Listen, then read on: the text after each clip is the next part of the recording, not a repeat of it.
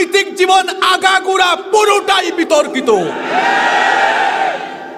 এমনকি আমরা পৃথিবী থেকে চলে যাওয়ার পর জীবনের শেষ নামাজ, জানাজার নামাজও শুরু হবে আল্লাহু আকবার দিয়ে। সেই পবিত্র স্লোগান, যেই স্লোগানটি ছিল বদরের স্লোগান, আল্লাহু আকবার এই স্লোগান উহুদের স্লোগান। আল্লাহু আকবার এই স্লোগান হচ্ছে বাতিলদের সামনে সাহাবীদের ঈমান দীপ্ত চেতনার স্লোগান। সেই ঈমানি চেতনার স্লোগানকে যারা বিতর্কিত স্লোগান বলবে, আমি বলবো তার নিজের চরিত্র হলো বিতর্কিত। আল্লাহু আকবার স্লোগান নিয়ে যারা খেলতামাশা করবে, আজে বাজে মন্তব্য করবে, তাদের সাথে মুসলমানের কোনো সম্পর্ক। আল্লাহ আমাদের ঈমানকে বাঁচিয়ে রাখেন। আরো আসতে বলেন আমিন। আপনারা খাইয়ে আসছেন সবাই?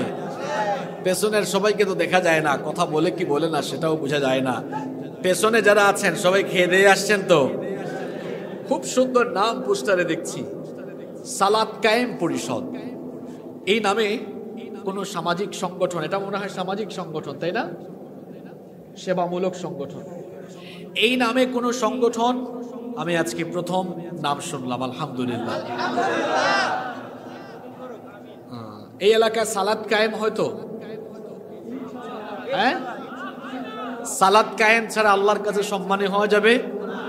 সালাত ছাড়া জান্নাত পাওয়া যাবে? কথা বলেন, সালাত ছাড়া জান্নাত পাওয়া যাবে?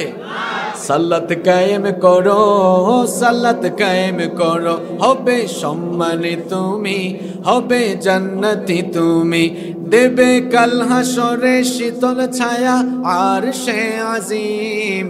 রব্বিয়াল আলা রব্বিয়াল আযীম, রব্বিয়াল আলা রব্বিয়াল আযীম।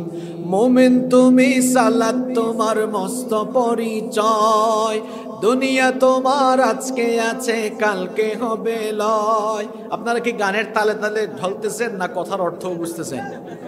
অর্থ বুঝেননি আপনারা? কি বলেছে এখানে? মোমেন তুমি, সালাত তোমার, এটা আসল পরিচয়।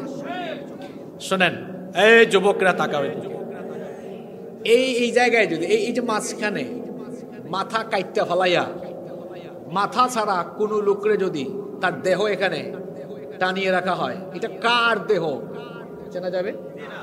কথা বুঝছেন? বুঝলে বুবা তাইকেন না, আব্বাজানরা আর আমার ভাইরা যুবকরা একটু জবাব দিও। এই যে মাঝখানে এখানে সবার সামনে এক লোকের মাথা কাইটা ফলাইয়া যদি এখানে তার দেহকে রাখা হয়, এটা কার দেহ চেনার কোনো উপায় আছে? মাথা ছাড়া যেমন দেহ দিয়ে কারো পূর্ণাঙ্গ পরিচয় পাওয়া যায় না, ঠিক তেমনি নামাজ বাদ দিয়ে একজন মুসলমানের পরিচয় পাওয়া যায় না। জন্য নবীজি বলেছেন, বাইনাল আবদি ওয়াল কুফরি তারকুস সালাহ। আল্লাহর বান্দা আর কাফেরের মধ্যে পার্থক্য হলো নামাজ ছেড়ে দেওয়া। আল্লাহর বান্দা কোনোদিনও নামাজ ছাড়তে পারে না। দিনের শুরুতে নামাজ আছে না নাই? কি সুন্দর করে আল্লাহ শিডিউল দিলেন, ঘুম থেকে উঠেই নামাজ, আবার ঘুমানোর আগে নামাজ। সারাদিনে 5 ওয়াক্তের শিডিউল এমন ভাবে সাজানো হলো যাতে করে আপনি আপনার কাজের ফাঁকে ফাঁকে আল্লাহকে স্মরণ করে আল্লাহর দরবারে হাজিরা দিয়ে, আল্লাহর কুদরতি চরণে সাজদা দিয়ে আপনি যেন আল্লাহর প্রিয় বান্দায় পরিণত হতে পারেন। এই জন্য রেগুলার 5 ওয়াক্তের নামাজ দিয়েছেন কে? ফজরের আজান যখন হয়ে যায়, বিশেষ করে ফজরের নামাজে আমাদের অলসতা বেশি। ফজরের নামাজটা মুনাফিকের জন্য বড় কঠিন। মুনাফিকগুলো ইসলামের সব চাইতে বেশি ক্ষতি করেছে। মুনাফিক চেনাও বড় সমস্যা। মুনাফিকরে চেনা যায় না, হিন্দু চেনা যায়, বৌদ্ধ চেনা যায়, খ্রিস্টান চেনা যায়, কিন্তু মুনাফিক অত সহজে চেনা যায় না। কেউ যদি কই হুজুর আমি হিন্দু দেখতে চাই, কোথায় যাব, কোন দেশে যাব? আমি যদি বলি ভাই ভারতে যান, কোটি কোটি হিন্দু সেই দেশে আছে না নাই? কেউ যদি বলে হুজুর আমি খ্রিস্টান দেখব, কোথায় যাব? আমি বলবো আমেরিকা ইংল্যান্ডে যান, কোটি কোটি খ্রিস্টান সেখানে আছে। কেউ যদি কই হুজুর আমি বৌদ্ধ দেখব, আমি বলবো মিয়ানমারে যান, নেড়া মাথার অনেক বৌদ্ধ সেখানে আছে। কেউ যদি এখন কই হুজুর আমি মুনাফিক দেখতাম, কোন দেশে যাইতাম? এই বাপরে বাপ, ওরে বাপরে বাপ, বাংলাদেশে যেমন লাগতো না। এই তো সুন্দর উত্তর দিয়েছে, বাংলাদেশ ঘোরা লাগবে না। মুনাফিক হয়তো এই মাহফিলেও প্যান্ডেলের নিচে টুপিদারি লাগাইয়া জুব্বা লাগাইয়া এখানেও মুমিন সাইজা বসে আছে, কারণ মুনাফিকের আলাদা কোনো দেশ। আরো জুড়ে বলেন, মুনাফিক টুপিও লাগায়, পাঞ্জাবিও লাগায়, জুব্বাও পরে, এমনকি দাড়িও রাখে উপরে উপরে, ইসলামের বেশভূষা ধারণ করে, সুযোগ পাইলে ইসলামটাকে সে করে কাটে। যুগে যুগে যুগে যুগে কাফের মুশরিকদের চাইতে ইসলামের ক্ষতি করেছে মুনাফিকরা, কম না বেশি? এখন প্রশ্ন হলো, হুজুর আপনি কিছুক্ষণ আগে বললেন মুনাফিকের মাথায় টুপি থাকে, মুনাফিকের গায়ে পাঞ্জাবি থাকে, জুব্বা থাকে, দাড়িও রাখে, লোক উঠতেছে, এখন উঠেন না, উঠলে শুনেন শুনেন শুনেন, কয়েকজন লোক উঠতেছেন, এখন উঠেন না, উঠলে আমি কিচ্ছু বলবো না, আশেপাশে মানুষ বলবে ওই দেখ মনে হয় হুজুরের কথাটা এর সাথে মিলছে। আপনি উঠতে পারবেন না রে ভাই, আমি মুনাজাতের আগ পর্যন্ত উঠছেন তো ঠেকছেন, এমন এমন কথা বলবো পাবলিক বুঝবে, দেখ যেটা বলছে ওইটাই। এখন কথা চলে মুমিন নিয়া না মুনাফিক নিয়া? উঠলে বিপদ আছে না নাই? মানুষ ভাবে high high high high high, মনে হয় মিলছে। কষ্ট হচ্ছে আপনাদের? আমার উপর রাগ করছেন আপনারা? শুনেন, আমি মেহেরপুরে গত 2 বছর ধরে দাওয়াত পাই, কিন্তু আসার সময় কুফা লাগে, বুঝছেন ভাই? কেমন কুফা লাগে? গতবারের আগের বছর শুনেন, দাওয়াত নিলাম, সব কথা বলা যাবে না, ইশারায় বলি। কমিটি কিছুদিন আগে ফোন দিয়া কয়, হুজুর সমস্যা হয়েছে, মানে কোন জায়গা থেকে কোন এক বাতাস আসছে, বাতাসের কারণে মাহফিল আর হবে না। তবে এই বাতাস মানে ওই বাতাস না, আছে না কিছু? আবু জেহেলরা মানুষকে কোরআন শুনতে দিত না, আবু জেহেলের উত্তরসূরিরা, এখানেও যুবকরা কোরআন শুনে কোরআনের পথে আসুক, তারা এটা চায় না। এটাও এবছরের মাহফিল না, গতবারের মাহফিল। এরা দাওয়াত দিছে, অমিক্রন কুমিক্রন ডুমিক্রন আইসা আবার সাংঘাতিক ঝামেলা লাগাইছে। আজকে মাহফিল, গত সপ্তাহে আমি আমার সফর সঙ্গীদের সাথে আলাপ করছিলাম যে মেহেরপুর এবার কি যাওয়া যাবে না, আল্লাহ আলাম, কারণ মেহেরপুর যাওয়া ধরলেই কোনো না কোনো বাতাস আসে।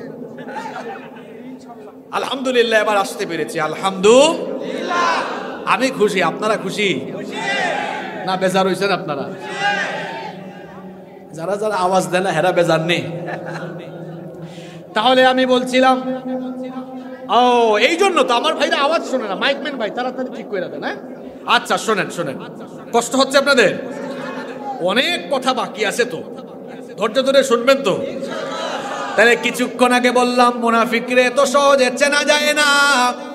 এখন আপনাদের প্রশ্ন হতে পারে, মেহেরপুরের মানুষ আপনারা বলতে পারেন, হুজুর মুনাফিক তাহলে চিনতাম কেমনে?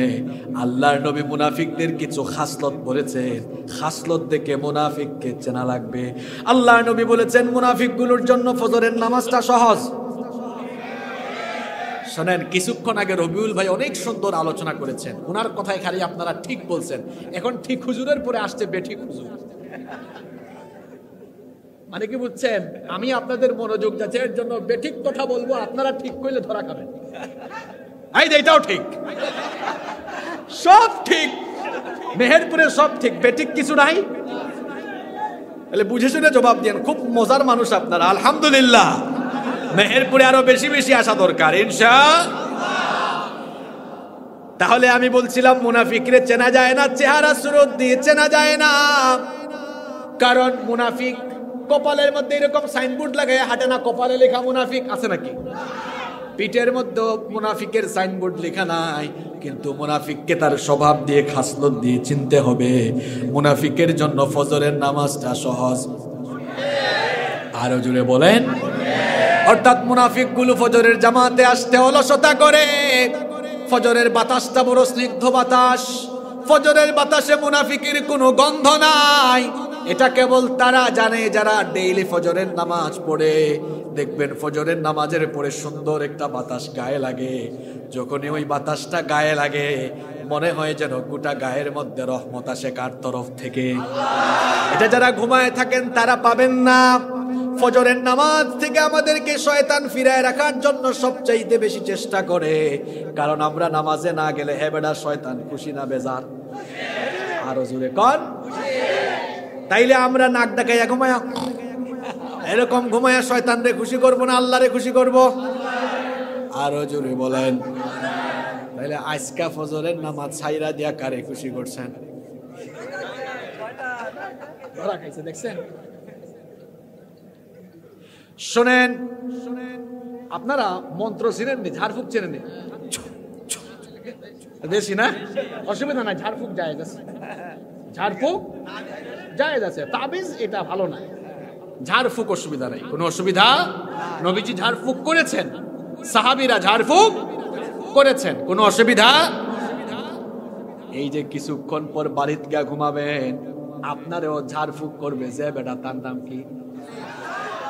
না শয়তান।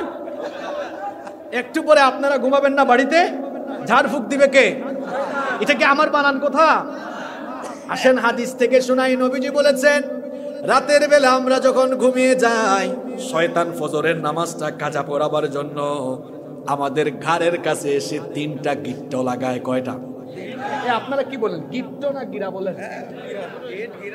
গিট। আপনাদের তো প্রমিত বাংলায় কথা বলেন আপনারা, অসুবিধা নাই। আমার বাড়ি সিলেট, সিলেট কি দেখো জানেন, কয় গিরো লাগাই দিছে। খুব সাংঘাতিক ভাষা সিলেটে, আপনি কিচ্ছু বুঝবেন না। সিলেট গেলে আপনাকে বলবে বাইসা বাউকা, বউকা, খাউকা, যাউকা। আপনাদের ভাষা অনেক সুন্দর, আলহামদুলিল্লাহ। মনোযোগ আছে আপনাদের?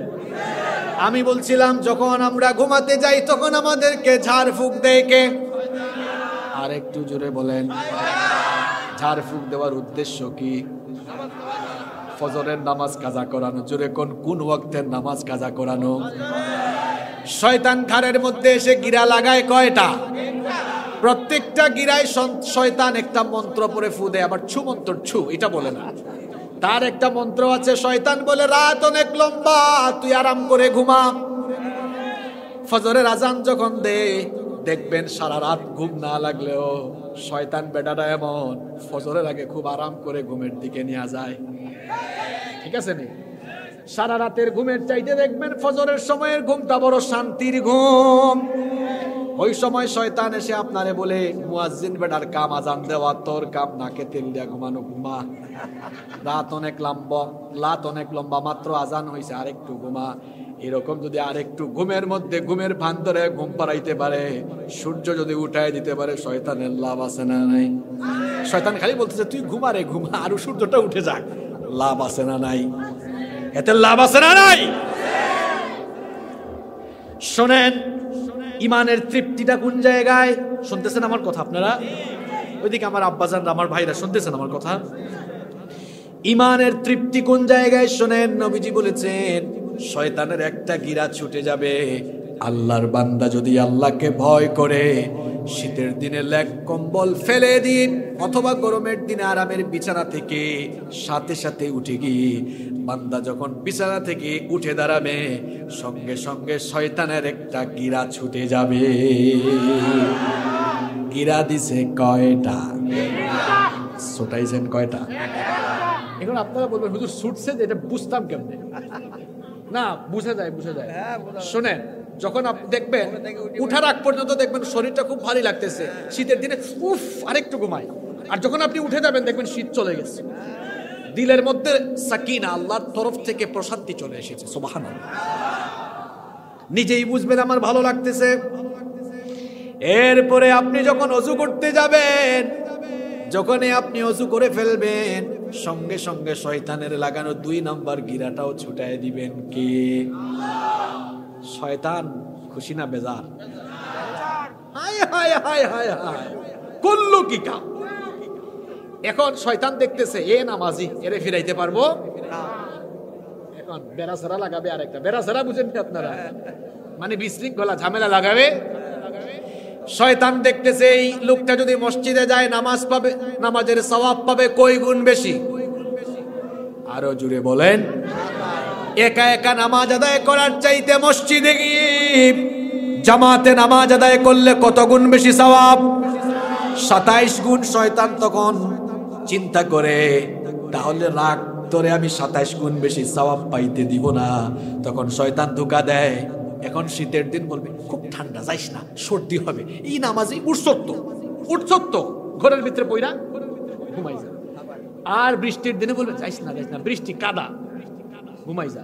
গরমের দিনে বলবে গরমের জন্য সারা রাত ঘুমাইতে পারস নাই, এবার আর মসজিদে গিয়ে আধা ঘন্টা সময় লস করে লাভ নাই, কারণ ফজরের নামাজটা একটু লম্বা না ছোট?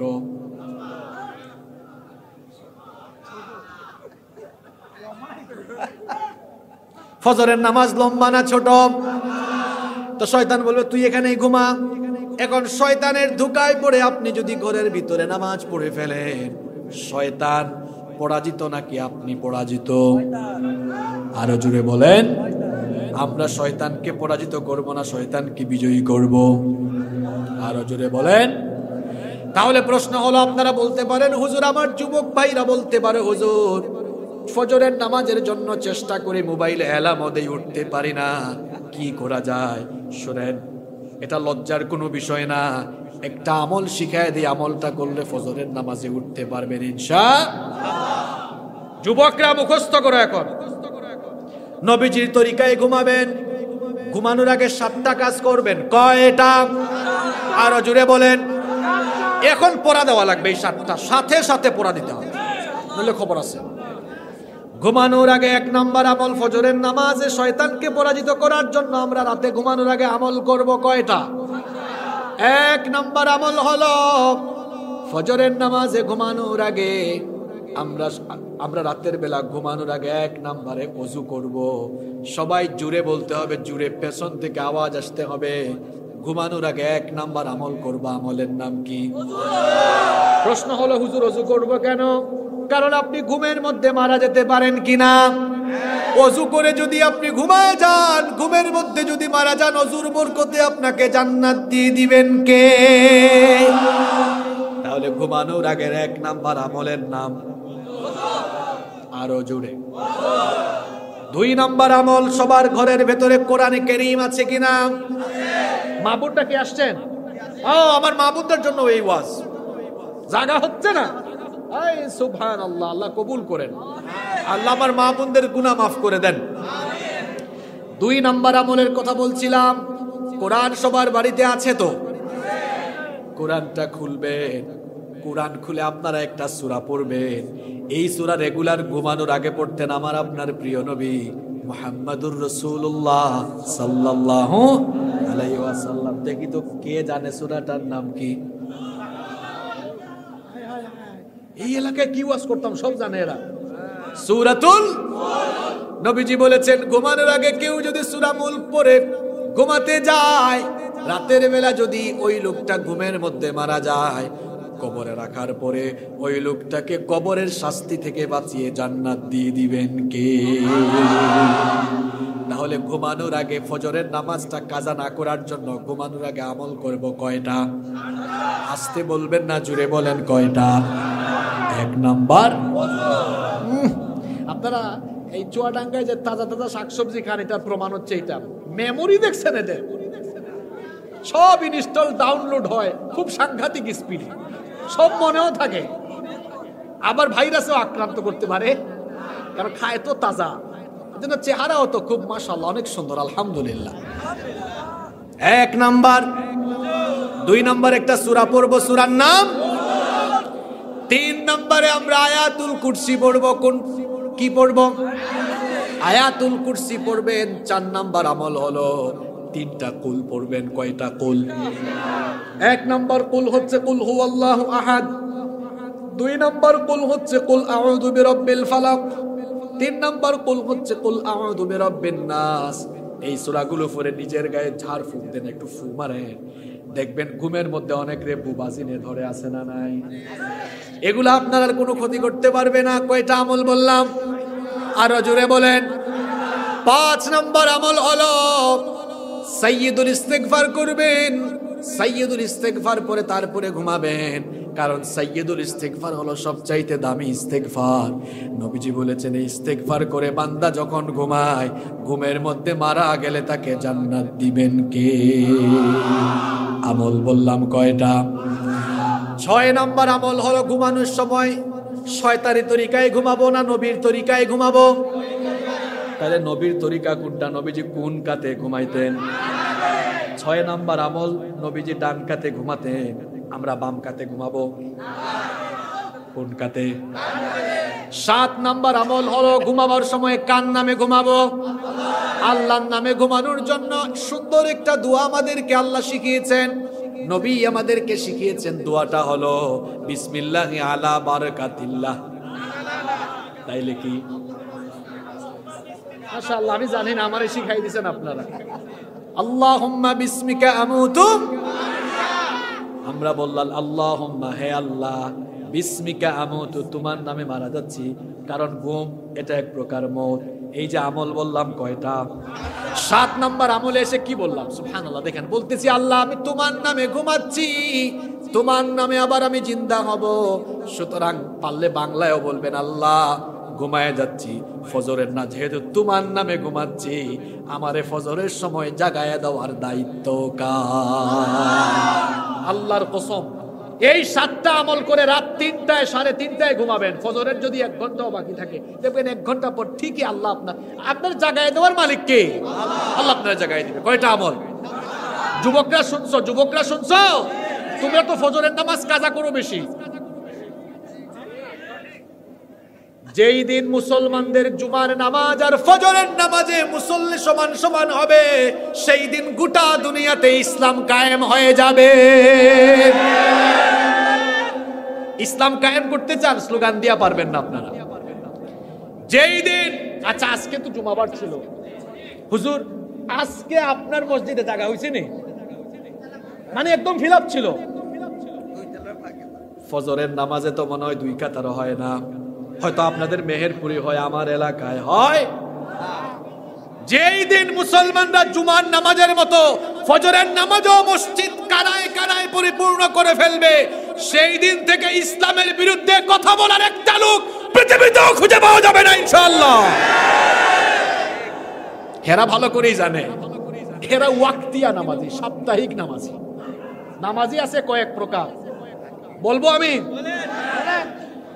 1 নাম্বার হলো সাপ্তাহিক নামাজি, 2 নাম্বার হলো মাসিক নামাজি, 3 নাম্বার হলো, বলবো নি, কষ্ট পাবেন আপনারা, 3 নাম্বার হলো বার্ষিক নামাজি, 4 নাম্বার হলো সিজনাল নামাজি।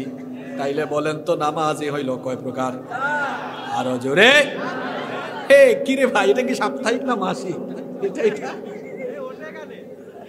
বলেন। নামাজি 1 নাম্বার হলো সাপ্তাহিক, অর্থাৎ গোটা সপ্তাহে আসে না, শুধু জুমার দিনে আসে। আপনাদের মেহেরপুরে মনে হয় না, আমি আমার এলাকায় দেখছি এইরকম কিছু ভাবসা বলা লোক, এরা আবার জুমার দিনে আসলেও ওই যে হুজুর খুতবা দেওয়ার আরবি খুতবা দেয় না, এর আগে দিয়ে আসবে, হ্যাঁ দেখি, মানে একটু ভাবসাব না, সাদা পাঞ্জাবি টাঞ্জাবি, হাই দেখি একটু সরো, একদম সামনে চলে যান। আপনাদের এলাকায় নাই, এটা আপনাদের এলাকার কথা না। আল্লাহর নবী জুমার দিনে খুতবা দিচ্ছে, মানে হে মসজিদে যাচ্ছে, হে যে আল্লাহর গোলাম, আল্লাহর ঘরে ঢুকছে, এই ভাব সব তার ভিতরে নাই। হে মনে করছে এখানেও হে নেতা। আসেনি এরকম? আল্লাহর নবী খুতবা দিচ্ছেন, এক লোক এইরকম পেছন থেকে মানুষদের ডিঙায় সামনে আসতেছে, আল্লাহর নবী খুতবা স্টপ করে বললেন, এই বসো, সামনে আসবা না। এইরকম কেউ যদি মসজিদে ঢুকে মানুষের সঙ্গে বেয়াদবি করে, আপনারা দেখলে হুজুর বলা লাগে, আপনারা বলবেন এই বেয়াদব, জায়গায় বসো। আগে আসবে যে আগে বসবে ও, তাহলে সাপ্তাহিক নামাজি সে মসজিদে যায় কয়বার? আরো জুড়ে বলেন, মসজিদে যায় কয়বার? 2 নাম্বার হলো মাসিক নামাজি, শুধু রমজান মাস আসলে হেরা এমন নামাজি হয়, তাদের নামাজের কারণে 5 ওয়াক্তের নামাজিরা সামনের কাতারে দেওয়ার সুযোগই পায় না। 3 নাম্বার হলো বার্ষিক নামাজি। আমি একবার আমার গ্রামের বাড়িতে গিয়েছিলাম, এটা তো বললে আবার গ্রামের মানুষ ওয়াজ শুনে বলবে কি বললো, তো বলে তো ফেলছি, মুখ ফসকে বলেই ফেলি। আরে ভয় করলে ভয়, বলে ফেললে কিসের ভয়? তা আমি একবার গ্রামে গেলাম ঈদ করতে, কমিটির লোকজন দাঁড়ায় বলতেছে অমুক কোথায় আমাদের বার্ষিক নামাজি। আমি এমনি থাকাইছি, বার্ষিক নামাজি মানে? জিজ্ঞেস করলাম তার এত সুন্দর এই উপাধি কেন লাগলো বার্ষিক নামাজি? বললো হে গোটা বছর মসজিদের আনাচে কানাচেও আসে না, শুধু ঈদুল ফিতর আর ঈদুল আজহার দিনে মসজিদে আসে। এরকম মেহেরপুরে আছে? হ্যাঁ, একদম আগে, মানে সেন্ট আতর লাগাইয়া নতুন পাঞ্জাবি পইরা, মাশাআল্লাহ, এরকম আছে। তাইলে এরা কি নামাজি বলেন? এদের পদবিটা বলেন। এরপরে 4 নাম্বার হলো সিজনাল নামাজি। সব সময় আসবে না, সিজনে সিজনে। সবে বরাত, সবে কদর, এইরকম সিজনাল রাতে আসে, আছে না নাই? 5 নাম্বার আরেকটা আছে, এটা জানাজার নামাজি। কিসের নামাজি? শোনেন, আপনাদের এলাকায় না, আমি এরকমও দেখছি। মনে করেন, এটা উদাহরণ দিচ্ছে আর কি, কেউ কিছু মনে করেন না। তার বাসা থেকে 50 হাত দূরে মসজিদ ফজরের নামাজে যায় না, কিন্তু মেহেরপুরে বাড়ি, ঢাকায় থাকে। তো মেহেরপুরে এক লোক মারা গেছে, মনে করেন খুব বিশিষ্ট ব্যক্তি, তার জানাজার নামাজের আগে একটু বক্তৃতা হবে। হে কি করছে কামটা, ফজরের নামাজে যায় নাই, ঘর থেকে কয় হাত দূরে, জোরে বলেন।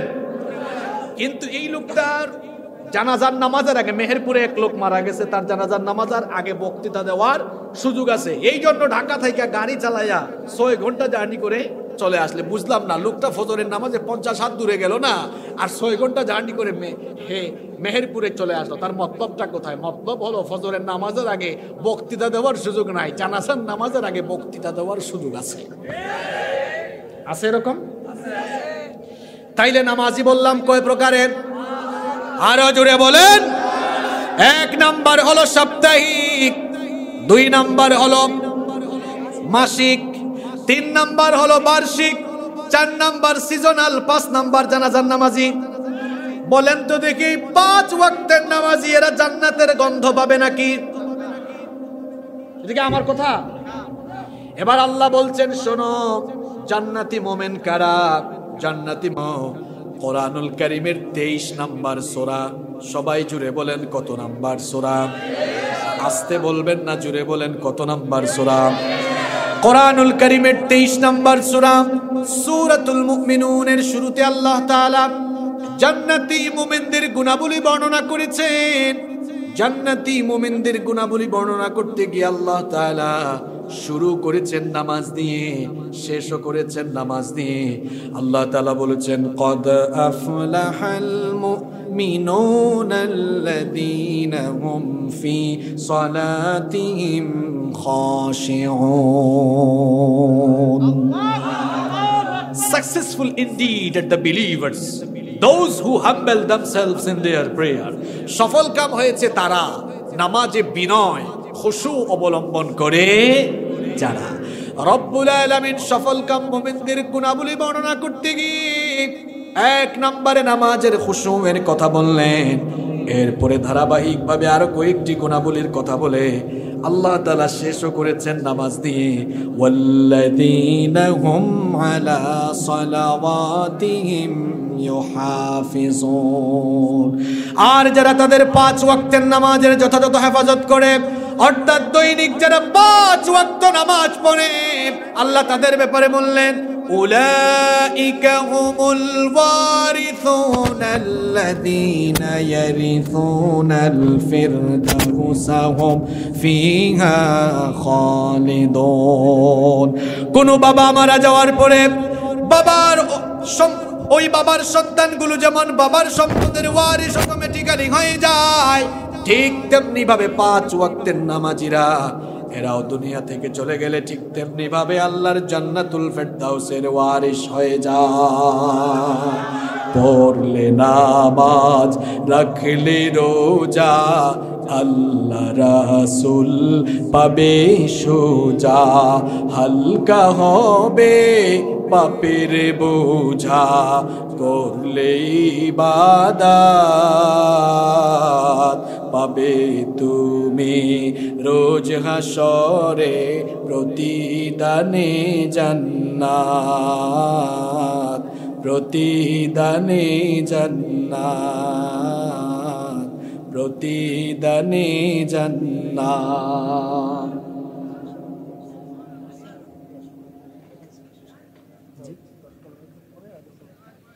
হ্যাঁ বসেন বসেন। তাহলে বলেন তো নামাজ ছাড়া জান্নাতে যাওয়ার কি কোনো সুযোগ আছে নাকি? Keep in your mind, সালাত is the key of success. এই নামাজটাই হলো সফলতার চাবি, এই নামাজটা হলো জান্নাতের চাবি। নামাজ ছাড়া জান্নাতে যাওয়ার কোনো সুযোগ, আপনারা এদিকে তাকান, এদিকে তাকান, নামাজ ছাড়া জান্নাতে যাওয়ার কোনো সুযোগ। কোন জায়গায় ছিলাম মনে আছে? ভুলে গেছেন আপনারা? কোন জায়গায় ছিলাম? ফজরের কোন জায়গায় ছিলাম? ফজরের ওই যে বলছিলাম ফজরের নামাজের কথা। দিনের শুরুটা হয় নামাজ দিয়ে, তার মানে আপনি যেন আল্লাহর গোলামি করে আল্লাহকে সাজদা দিয়ে নামাজ শুরু করতে পারেন, এই জন্য দিনের শুরুতে নামাজ রেখেছেন কে? আরো জোরে বলেন কে? আপনাদের মনোযোগ হঠাৎ করে কোথায় চলে গেল আমি জানি না। এখানে কিছু হয়েছে? কোনো অসুবিধা?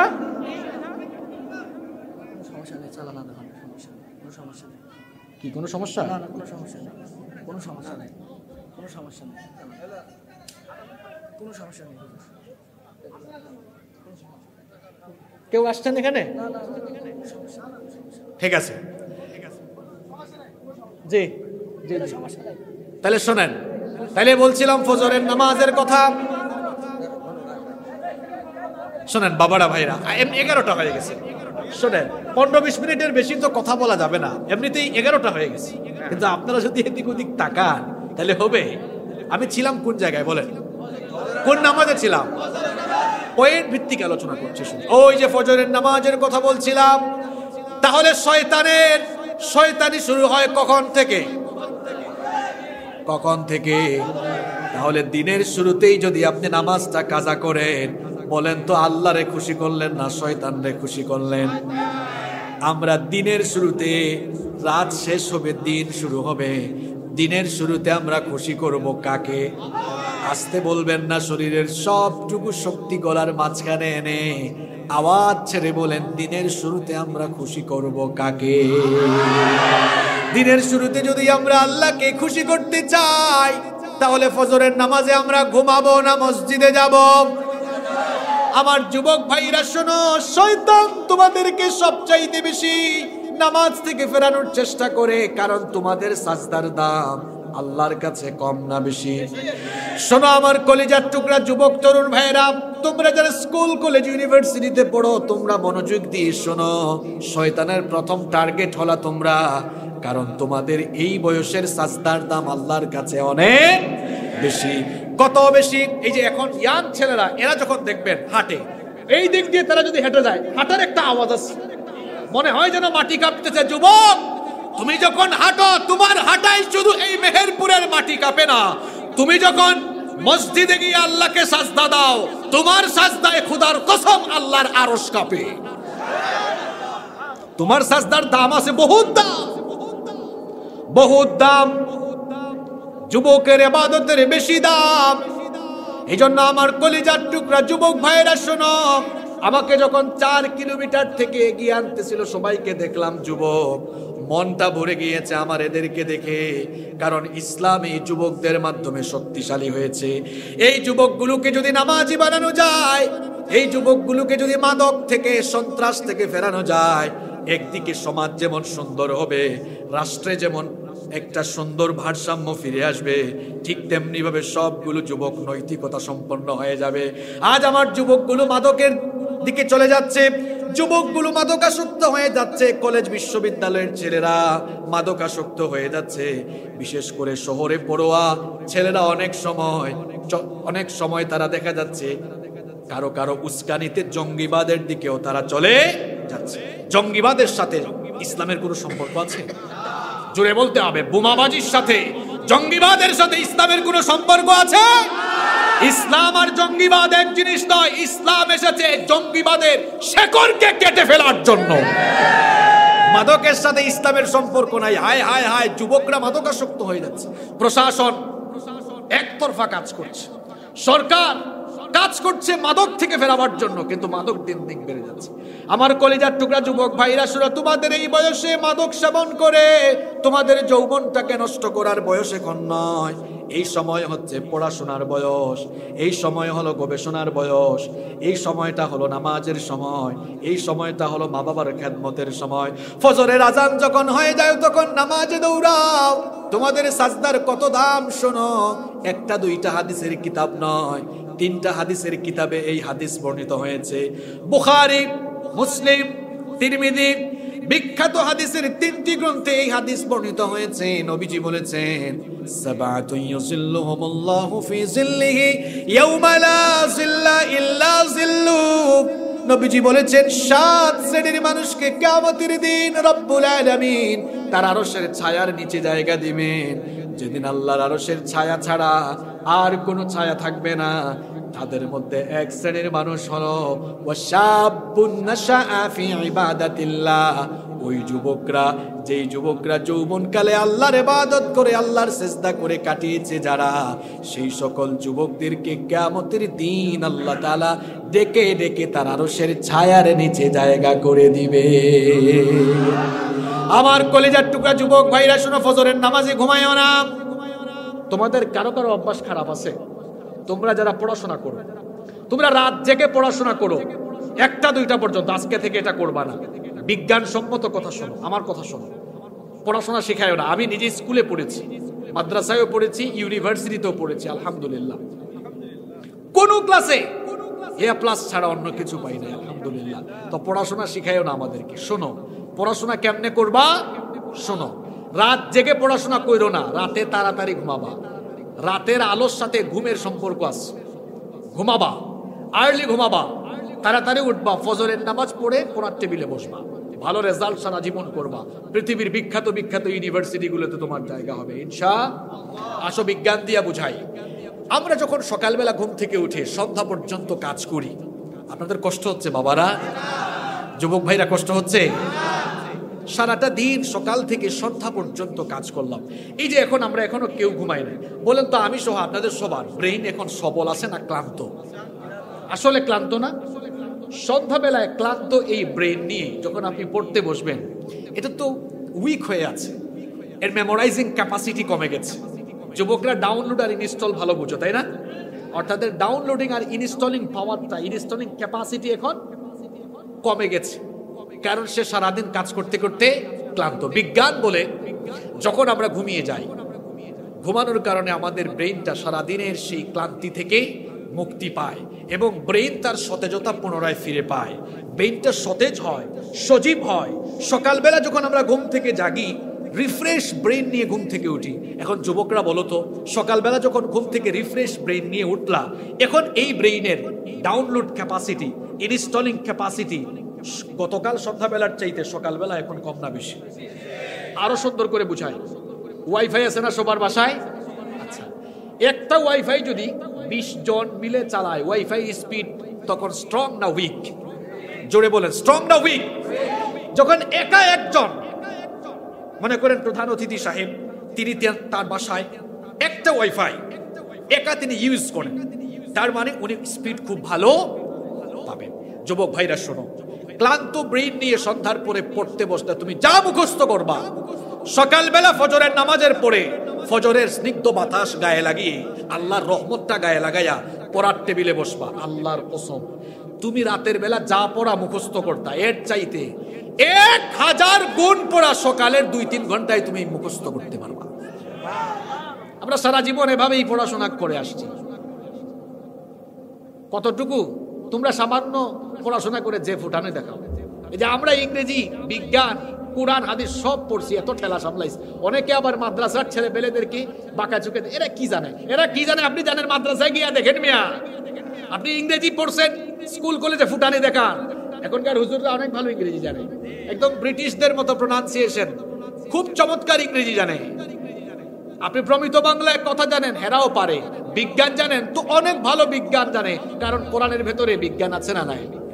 There is no contradiction between the Holy Book, Quran and science. কোরআনের সাথে বিজ্ঞানের কোনো দ্বন্দ্ব। বিজ্ঞান পড়ে, কোরআন হলো আগে। আর কোরআন বিজ্ঞানের থেকে কত বছর আগে জানেন? 1500 বছর আগে। যেমন ফিঙ্গারপ্রিন্ট, 1800 সালের আগে ফিঙ্গারপ্রিন্টের তথ্য বিজ্ঞানী জানতো না। 1800 সাল, এখন 2022 সাল।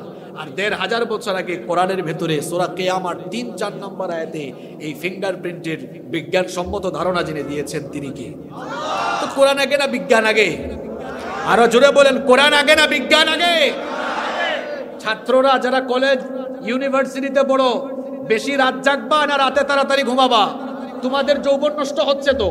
তোমরা যুবক ছেলেরা যৌবন হারিয়ে ফেলতেছো।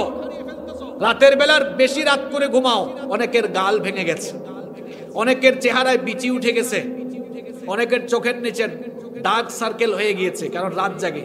বর্তমান সময়ের যুবক তরুণ ছেলেরা মাইগ্রেনে আক্রান্ত হচ্ছে, বেঙ্গালুরে যাচ্ছে চিকিৎসার জন্য। মাইগ্রেনের অনেক রোগী আছে তো, চোখের জ্যোতি হারিয়ে ফেলতেছে, চেহারার লাবণ্য হারিয়ে ফেলতেছে। যুবক কেন? তুমি রাত জাগো, রাত জাগা আজ থেকে বন্ধ করো, তাড়াতাড়ি ঘুমাও। আর চেহারার লাবণ্য ফিরিয়ে আনার জন্য ফেয়ার এন্ড লাভলি লাগবে না, ফেস ওয়াশ লাগবে না। তাড়াতাড়ি ঘুমায়া ফজরের আগে উইটা আল্লাহরে ডেইলি সাজদা দাও। চেহারায় আল্লাহ এমন নূর দিবেন যে তাকাবে মায়ায় পড়ে যাবে। সুবহানাল্লাহ। পারা যাবে তো? পারা যাবে তো? আমার কলিজার টুকরা যুবক ভাইরা শোনো, ফজরের নামাজে আল্লাহকে সাজদা দিয়ে দিন শুরু করবা। আমার চাচা জানরা শোনেন, বাবারা ঘুমায় থাকেন না, ফজরের নামাজটা ঠিক মতো পড়েন, কারণ ফজরের নামাজটা পড়ে আমরা খুশি করি কারে? আস্তে বলবেন না, জুড়ে বলেন, খুশি করি কাকে? আমরা যখন নামাজটা ছেড়ে দেই তখন খুশি হয় কে? হায় হায়, বলেন তো, আমরা আজ থেকে আর শয়তানকে খুশি করব? তাইলে আমরা সব সময় আজান হলে শুধু ফজর নয়, 5 ওয়াক্ত নামাজ আদায় করব, পারবো তো? আমার মা বোনদের উদ্দেশ্যেও কিছু কথা বলি। আমার মা বোনরাও মাহফিলে এসেছেন, বড় কষ্ট করে এসেছেন। আমার বোনরা যারা কলেজ বিশ্ববিদ্যালয়ে পড়েন, ফজরের নামাজে ঘুমায়েন না। আমার মা চাচিদেরকে বলতেছি, খবরদার মা বোনেরা, ফজরের নামাজ ছাড়া দিন শুরু কইরেন না। আপনাদের জন্য জান্নাতে যাওয়া বড় সহজ। নবীজি বলেছেন, ইদা সাল্লাত আল মারআতু খামসাহা ওয়া সামাত শাহরাহা ওয়া হাফিজাত ফারজাহা ওয়া আতাআত যাওজাহা। আল্লাহর নবী নারীদের ব্যাপারে 4টা কথা বলেছেন। নবীজি বলেছেন, কোন নারী যদি 5 ওয়াক্তের নামাজ ঠিকমতো পড়ে, 2 নাম্বার রমজান মাসে যদি রোজা রাখে, 3 নাম্বার যদি স্বামীর খেদমত, স্বামীর আনুগত্য করে, 4 নাম্বার যদি ওই নারী তার ইজ্জত সতীত্বের হেফাজত করে, কিয়ামতের দিন আল্লাহ তাকে জান্নাতের যে কোনো দরজা দিয়ে জান্নাতে ঢোকার জন্য আদেশ করবে। আমার মা বোনরা নামাজ পড়বেন। আর আপনাদেরকেও বলছি, নিজেরা শুধু নামাজি হবেন না, নিজেদের সন্তানগুলোকে নামাজি বানানোর দরকার আছে না নাই? সন্তানগুলো হলো এমন যারা আপনার উত্তরাধিকারী, যারা আপনার জন্য জান্নাতে যাওয়ার কারণ হয়ে যেতে। ওয়ালাদুন সালেহ, নেককার সন্তান রেখে যান। একজন নেককার সন্তান কত কাজে আসবে রে বাবা। শোনেন, সন্তানটারে যদি নামাজি বানায় যাইতে পারেন, আপনি যখন দুনিয়া থেকে চলে যাবেন, আপনার সন্তান যখন নামাজ পড়ে চোখের পানি ছাড়বে, সন্তানের চোখের পানির পাওয়ার কত জানেন নাকি? বলেন তো, গোটা দুনিয়ার সব সাগর আর মহাসাগরের পানি যদি কবরে ঢেলে দেওয়া হয় জাহান্নামের আগুন নেভানোর জন্য, আগুন নিভবে নাকি? আরো জোরে বলেন। গোটা দুনিয়ার মহাসাগরের পানি দিয়ে কবরে জাহান্নামের আগুন নেভানো যায় না। কিন্তু যখন আপনার কলিজার টুকরা সন্তান, আপনার ছেলে মেয়ে নামাজ পড়ে চোখের পানি ছাড়বে, ওই চোখের পানির পাওয়ার এত বেশি, ওই চোখের পানি নাকের ডগায় আসার আগে ওই 2 ফুটা চোখের পানি দিয়ে আপনার কবরের জাহান্নামের আগুন যিনি নিভায় দিবেন, তিনি কে? কেমন সন্তান বানাইলেন? দুনিয়াতে আপনার চোখের সামনে নামাজ পড়ে না, একটু কি খারাপ লাগে না? কিছুদিন আগে একটা ঘটনা ঘটলো, শুনতেছেন আপনারা? এক লোক মারা গেল, তার ছেলে এসে বলতেছে, হুজুর আমার আব্বা দুনিয়া থেকে চলে গেছেন। তারপরে হুজুর বললেন, আসলে দুনিয়া থেকে তো সবাইকে চলে যেতে হবে, কেউ আগে কেউ পরে সবর করা দরকার। সে বলল, হুজুর এসেছি আপনার কাছে, কিছুক্ষণ পরে আমার বাবার জানাজার নামাজ হবে। জানাজার নামাজটা কেমনে পড়ে আমি তো জানি না, কারণ কোনো নামাজের নিয়ম কেন নিয়ে আমি জানি না। আমি কি ভুল বলছি? হ্যাঁ, বিশ্ববিদ্যালয়ে যখন পড়তাম অনেক ছেলে পেলে পাইছি কোরআন পড়তে পারে না। আমি নিজে অনেককে কোরআন শিখাইছি, বিভিন্ন ডিপার্টমেন্টের ছেলেদেরকে। অনেক ছেলেকে পাইছি বিশ্ববিদ্যালয়ে, এরা নামাজ জানে না, এরা দায়ী নয়, এদের মা বাবা এই জন্য দায়ী।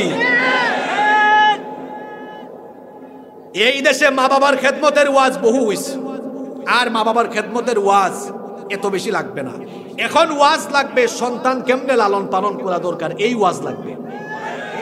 কেন? এই যে একটা গাছ, এই গাছ লাগানোর পরে নিশ্চয়ই গাছের গোড়ায় পানি ঢালা হয়েছে, গাছের গোড়ায় পানি ঢালছে, গাছ যে লাগাইছিল এরপরে কয়েকদিন গাছের পরিচর্যা করার কারণে গাছটা হয়েছে। এখন কি মরে গেছে নাকি? এটা না আছে, আছে। এখন বলেন তো, এই জায়গাতে আগামীকাল কেউ যদি আরেকটা গাছ লাগাইয়া চলে যায়, পানি যদি না ঢালে, এটার কয়েকদিন যদি দেখাশোনা না করে, এই গাছ বড় হবে? বড় হইলেও ফল দিবে? মরে যাবে এটা। আমরা কি করি জানেন? ওই ব্যাককল লোকটার মতো গাছ লাগায় রাখি, অর্থাৎ শুধু সন্তান জন্ম দিয়া রাখি। এরপরে এইটাকে আমরা নামাজ শেখাই না, কোরআন শেখাই না। এজন্য এগুলা বড় হয় হুজুররা এসে মা বাবার খেদমতের ওয়াজ করা লাগে।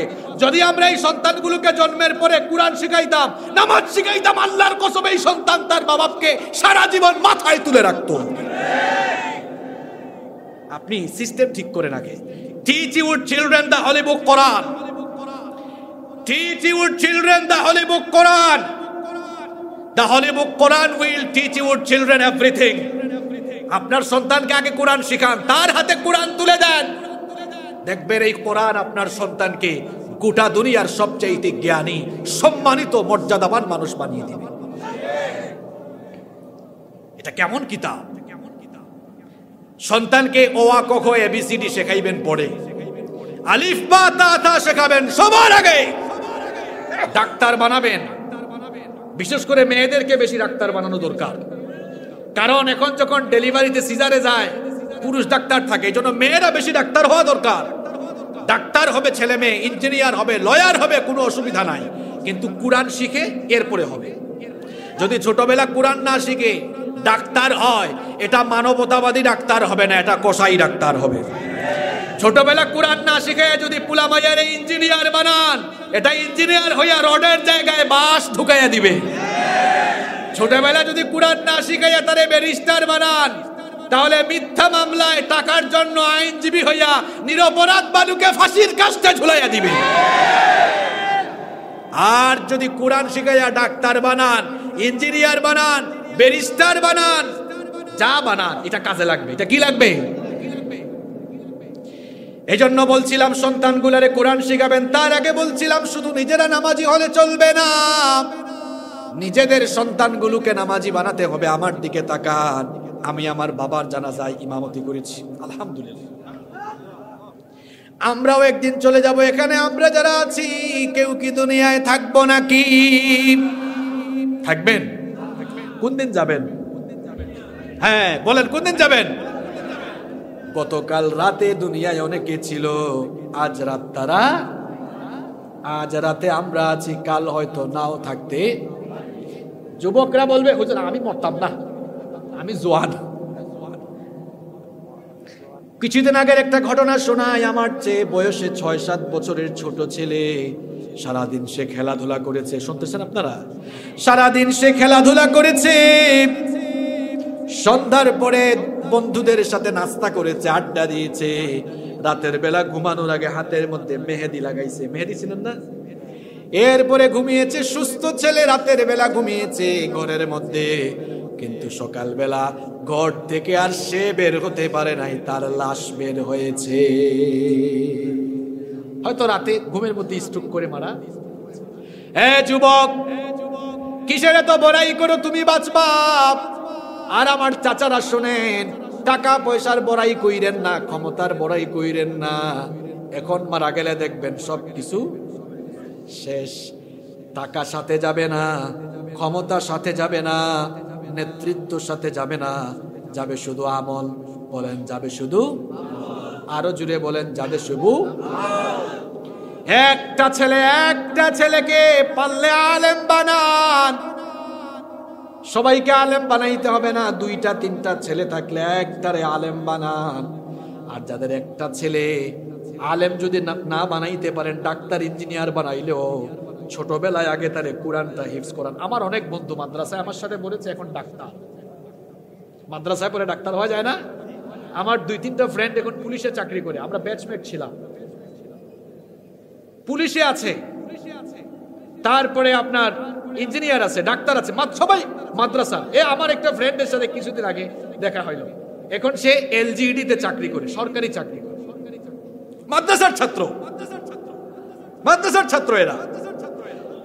সে কিন্তু নামাজ জানে, কেরাত শুধু শুদ্ধ। এখন যদি এইরকম একটা পুলা, আপনার একটা ছেলে যদি ইঞ্জিনিয়ার থাকে, নামাজ শুদ্ধ, আপনি মারা যাওয়ার পরে যদি সে আপনার জানাজা ইমামতি করে, বলেন তো তার আবেগ আর অন্য আরেকজন হুজুরের মনের আবেগ কি একরকম হবে নাকি? অন্য হুজুর যখন নামাজে জানাজায় আসবে, এসে বললে আল্লাহু আকবার, আল্লাহু আকবার, আল্লাহু আকবার, আল্লাহু আকবার, আসসালামু আলাইকুম, মানে আবেগ আর কাজ করবে। ছেলে যখন দাঁড়াবে, কান্না শুরু হবে, শুধু কাঁদবে, আল্লাহু আকবার, আল্লাহু আকবার, আল্লাহু আকবার বলতে পারবে না, বুক ফেটে যাবে, চক্ষু দিয়ে পানি বের হবে। আল্লাহর কসম, আপনাকে কবরে শোয়ানোর আগে তার এই চোখের পানি আল্লাহর বরদাস্ত হবে না। চোখের পানি দিয়া আল্লাহ আপনার কবরের জাহান্নামের আগুন নিভায় দিয়া কবরে জান্নাতের বিছানা বিছায় দিবে। এর নাম সাকসেস। It's called success. এটাকে বলে সফলতা। এটা জীবনের চূড়ান্ত সফলতা। আপনি মারা যাওয়ার পরে আপনার সন্তান যদি এরকম কেঁদে কেঁদে জানাজা দিয়া শুয়াইতে পারে, এইটা না হলো একদম পুলার মতো পুলা, ছেলের মতো ছেলে, ঠিক কি না? আপনি পুলা রাইখা গেছেন, ছেলে রাইখা গেছেন, খালি বুঝছেন তো, এমন ছেলে রাইখা গেছেন, সারাদিন খালি ঝাঁকানাকা গান শুনে, হাফ প্যান্ট পইরা হাঁটে, কানের মধ্যে দুল লাগাইছে, নেকলেস পরছে, হাতের মধ্যে আবার ব্রেসলাইট আছে, মেসি আর নেইমার কাটিং চুল রাখছে। আছে তো? আরো জোরে বলেন, আছে তো? এটা কেমন ছেলে রেখে যাচ্ছেন আপনি? হ্যাঁ, কি জাতের ছেলে রেখে যাচ্ছেন আপনি? কিছু হাজি সাহেবকে দেখছি, হেতে হাজি, হজ করে আসছে হাজি সাহেব। হাজি সাহেবের ছেলের অবস্থা কেমন জানেন? প্যান্ট পরছে হাঁটুর উপরে, চুল রাখছে এতটুকু, হাতের মধ্যে ব্রেসলাইট, পেছন থেকে দেখলে এটা ছেলে না মেয়ে বুঝাও যায় না। আছে না নাই? যুবক ছেলেরা, খবরদার এটা করবা না। আমাদের মডেল হচ্ছেন মুহাম্মাদুর রাসূলুল্লাহ সাল্লাল্লাহু আলাইহি ওয়াসাল্লাম। চুল কাটার সময় মেসি আর নেইমার স্টাইলে নয়, নবীজির তরিকা ফলো করে চুল কাটা লাগবে। এরপরে এই যে চুল কাটছো, এরকম কাটবা না, ঠিক আছে? এইদিকে নাই, এইদিকে নাই, এইদিকেও না, এটা কি মাঝখানে পাখির বাসা, রাগ করছো? এইরকম রাখা যাবে না। এই যে আমাদের চুল দেখো, সব দিকে আছে, সব দিকে চুল থাকা লাগবে। আপনারা যে হাসতেছেন, এখানেও আমি দেখতে পাচ্ছি অনেকের চুল এমন আছে। এটা কোন জাতের কাটিং? আবার কিছু কিছু পোলাপাইন দেখছি, দেখছেন চুল কাইটা প্রধান অতিথি সাহেব এই মাঝখান দিয়ে তারা বেলেট দিয়ে আবার টানো মারে। দেখছেন কিনা আপনি? এরকম দেখছেন? আবার কিছু কিছু ছেলে হাফ প্যান্ট পরে হাঁটে। যুবক ভাইরা শোনো, সতর হলো হাঁটুর নিচ পর্যন্ত, কখনো হাঁটুর উপরে পোশাক উঠাইও না। কিছু কিছু ছেলে আবার নামাইতে নামাইতে জুতার নিচে নামাই দিছে। নবীজি বলেছেন, ওই লোকটার দিকে কিয়ামতের দিন আল্লাহ তাকাবেন না। আল্লাহ কি জাতের বেজার হইছে, আল্লাহ তাকাবে না, আল্লাহ তার দিকে তাকাবেও না। নবীজি বলেছেন, আল্লাহ তার দিকে তাকাবেন না, তার সঙ্গে আল্লাহ কথা বলবেন না, তাকে আল্লাহ জাহান্নাম থেকে মুক্তি দিবেন না, তাকে আল্লাহ পবিত্র করবেন না। সাহাবীরা বললেন, নবী গো কার কথা বলেন? নবীজি তখন বললেন, যেই লোক টাকনুর নিচে কাপড় ঝুলাইয়া হাঁটে। এমনটা করা যাবে? এটা করবেন? একজন আমারে কয় কি জানেন, কই উঠাইতাম, আনস্মার্ট লাগে, খ্যাত লাগে। আমরা হুজুর মানুষ, দেশ বিদেশ ঘুরি, জুব্বা একটা ওইটাও টাকনুর উপরে, পায়জামা টাকনুর উপরে। আজ পর্যন্ত কেউ বলে নাই আনস্মার্ট, খ্যাত হুজুর। দেশে বিদেশে যেখানে গিয়েছি সবাই এসে সম্মান দিয়েছে, কারণ নবীর সুন্নত মানার ভেতরে স্মার্টনেস আছে না নাই? এজন্য যুবক ভাইরা খবরদারিটা করো না। হাতের মধ্যে মেয়েদের মতো ব্রেসলাইট পরো না, এরপরে গলার মধ্যে নেকলেস পরো না, কানের মধ্যে কি জানি কয়টা কানের দুল দিও না। পুরুষ মানুষ পুরুষ মানুষের মতো থাকা লাগবে। এখনকার মেয়েরা আবার ছেলে হইতে চায়, জিন্সের প্যান্ট আর টপস পরে হাঁটে। অবশ্য এই ধরনের নারী মেহেরপুরে নাই। আমি বলি নাই, আপনারা বলছেন, আমার কোনো দোষ নাই। আপনাদের কষ্ট হচ্ছে, মোনাজাত দিয়ে দিই না? 5 মিনিট বলতাম আরো। শোনেন, এত আবেগ দেখায় না, আমি ক্লান্ত, 5-10 মিনিট বলবো, আমিও ক্লান্ত, অসুস্থ তো, একটু ইহসান করেন। শোনেন শোনেন, নবীজির একটা হাদিস শোনাই। আপনারা বলবেন হুজুর এই হাদিসটা শুনে তো মনে হইতেছে হুজুরকে আমাদের নবীজিকে রওজা শরীফ থেকে আমাদেরকে দেখে দেখে এটা বলতেছেন নাকি?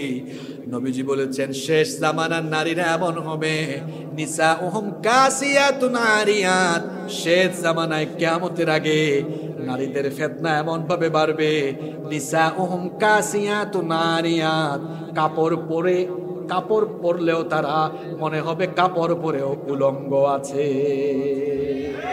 অর্থাৎ কাপড় পরছে ঠিক আছে, এত টাইট বুরখা সব ভাঁজ ভুজ বুঝা যায়। নবীজি 1000 বছর আগে বলেছেন নিসাউহুম কাসিয়াতুন আরিয়াত, কাপড় পরে উলঙ্গ উলঙ্গ থাকবে। এখন বলেন তো ফ্যাশনেবল বুরখা আছে না নাই? লাল নীল হলুদ কত রঙের বুরখা। বোনদেরকে বলবো কালো রঙের বুরখা পরবেন, আবার টাইট ফিট বুরখা পরা যাবে না, লুজ বুরখা পরতে হবে। আপনারা আপনাদের ঘরের স্ত্রী এবং আপনাদের ঘরের মহিলাদেরকে বুরখা পরাননি? বুরখা পরান? যারা বুরখা পরান না তাদের জন্য কি ওয়াজ? তাদের জন্য একটা ওয়াজ আমার আছে, বলবো বলবো যে বুরখা ছাড়া শাড়ি টাড়ি পরাইয়া বউয়ের পেট পিঠ বা শরীর দেখাইয়া হাঁটা চলা করে, এরা হচ্ছে বেরুচি, এরা রুচিশীল না, এদের রুচিতে সমস্যা। বলবেন হুজুর কেমনে যুক্তি দেন? হ্যাঁ হ্যাঁ হ্যাঁ যুক্তি দিচ্ছি আমি। বউটা পার্সোনাল না পাবলিক? জোরে বলেন। পার্সোনাল যদি হয়, আপনার বউয়ের পেট পিঠ হাতের কবজির উপর পর্যন্ত, কনুয়ের উপর পর্যন্ত পাবলিক দেখে আপনার কি লজ্জা লাগে না? আপনার কি রুচিতে সমস্যা? হ্যাঁ, আবার অনেকে বউয়ের ফটো ফেসবুকে আপলোডও মারে। এরা আরো সাংঘাতিক, এদের রুচি আরো খারাপ। কেন খারাপ বলি? বউ এটা পার্সোনাল না পাবলিক? আর ফেসবুক ফটো আপলোড দিছে, একজন কমেন্ট করছে ওয়াও, এক কমেন্টে উত্তর দিয়েছে থ্যাংক ইউ। এখন তো থ্যাংক ইউ বলে না, ঠিক না যুবকরা? থ্যাংক ইউ বলে, তাই না? ঠিক, সব ঠিক। এরপর আরেকজন বলতেছে ইস, নিজের বউরে দেখে হে ইস বলে না, আরেকজন ইস বলে। বুঝছেন ব্যাপারটা? আরেকজন বলে আহ হেভি লাগতেছে, আরেকজন বলে ওয়াও ভাবি কি জুস লাগতেছে, হে বলে থ্যাংক ইউ। এ পাগলা, কার জুস কে খায় রে?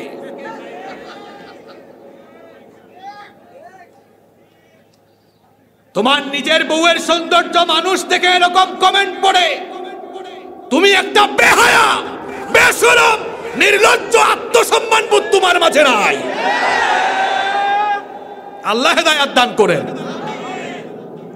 বোনদেরকে বলবো পর্দায় থাকবেন, আবার এমন স্টাইলিশ পর্দা করবেন না, সব দিকে ঠিকঠাক রাখলেন, এরপরে আবার হ্যাঁ যত কথা বললাম আল্লাহ কবুল করেন, আল্লাহুম্মা আমিন। ربنا ظلمنا أنفسنا وإن لم تغفر لنا وترحمنا لنكونن من الخاسرين ربنا لا تزغ قلوبنا بعد إذ هديتنا وهب لنا من لدنك رحمة إنك أنت الوهاب ربنا إنك جامع الناس ليوم لا ريب فيه إن الله لا